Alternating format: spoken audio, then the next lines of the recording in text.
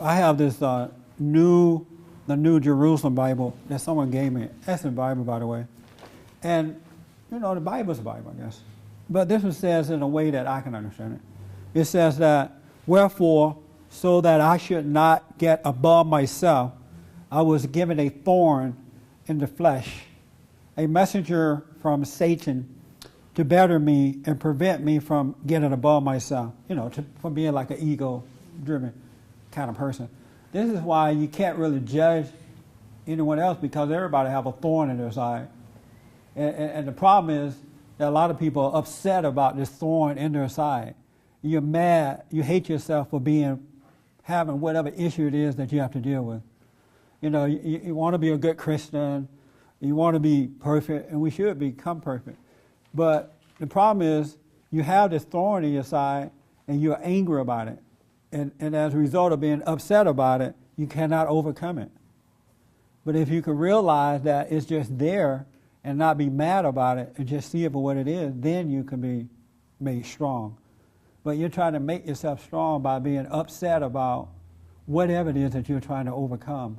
Whether it's an angry person or a liar or a thief or alcoholic or whatever. And if you notice, most people are mad. Most of you are angry about the things you can't overcome. You're frustrated by it. Isn't that true? But if you can accept it and not be frustrated, then you can overcome. Because in your weakness, you realize that there's nothing I can do about this. Paul realized that he had this thing. I think I know what Paul's problem was, too. I was thinking about this last night. I don't know, but I think I know. I'm not going to tell you his personal business, but I think I know what the issue was with Paul. But the thing that he realized, he stopped being frustrated about it and realized that there's nothing he can do about it. This thing had made a home in him. Why be mad about something you have? No, I'm weak to this. I can't change myself. The moment you can clearly realize that and just allow it to be, that's when you shall be made strong. But your ego won't let you accept whatever it is that's inside of you. Have you noticed that? And that's why everybody run around so angry, ready to kill somebody. But anyway, a messenger from Satan to better me and prevent me from getting above myself. About this, I have 3 times pleaded with the Lord that it might leave me. How many times have you asked God, take this away from me? And then it looked like he'd take it away for a while, and then you go riding along, and all of a sudden it's there again. And you want to kill yourself and forget about God. Have you gone through that? Yes. Isn't that something? We all go through the same things. And the reason that we are going through it in that manner, because we've been taught the wrong thing about it. And that's what the problem is. If we have been taught the right way about these things that we have to overcome, we would not be going through it in the manner that we are. I have 3 times pleaded with the Lord that it might leave me, but he has answered me. My grace is enough for you, for power is at full stretch in weakness. And I bet you I can't find one person on earth other than Jesse who knows that when you're weak, that's when you have the greatest power. Because you think that when you're strong, you have power, and you don't. It's when you're weak, that's when you have power. My grace is enough for you, for power is at its full stretch in weakness.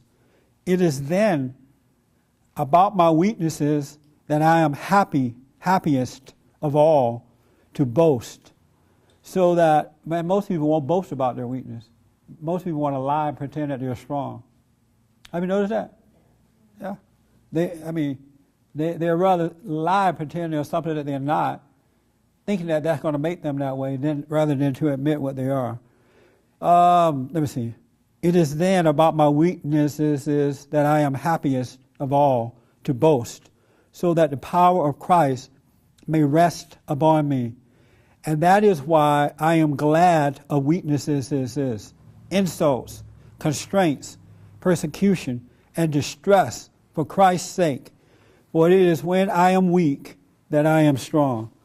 I can give you examples of that in my life. A lot of times I'm doing debates with people, and I'm just telling the truth about what's happening, and they get mad at me, because they can't prove the truth to be a lie, and they'll start attacking me. Well, you don't know English. You can't speak well. And I'm thinking to myself, and sometimes I say, I know that. Tell me something about myself I don't know. You know, what about what I'm saying? Is that true or not? But if I was angry about my weaknesses and all involved in them, then I would take those things personal, because I would want to present myself as being strong and being prideful and something I'm not, and I wouldn't be able to function. But I can clearly see my weaknesses, and I'm okay with it. And when I say I'm okay with it, I don't want to be that way. I don't want it, but it's the way that it is, and there's nothing I can do about it. And God's grace is sufficient. It really is. And if you just can know this in your spirit, and then get rid of these ideas that you got to present yourself as strong, a fake strength, and then hate yourself for not being, if you can re-educate yourself from within, then you can be free. Because you will have no frustration. You will just relax and live your life. But we've been taught the other way. You got to act strong. You got to pretend you're something that you're not. Otherwise, if you're weak, then people are going to take advantage of you. It's the other way around. When you think you're strong is when people take advantage of you. Have you noticed that? Because they'll come in and they'll say, oh, you're a strong person. You know, I really like your strength. And you like believe that lie, and they can get whatever they want from you.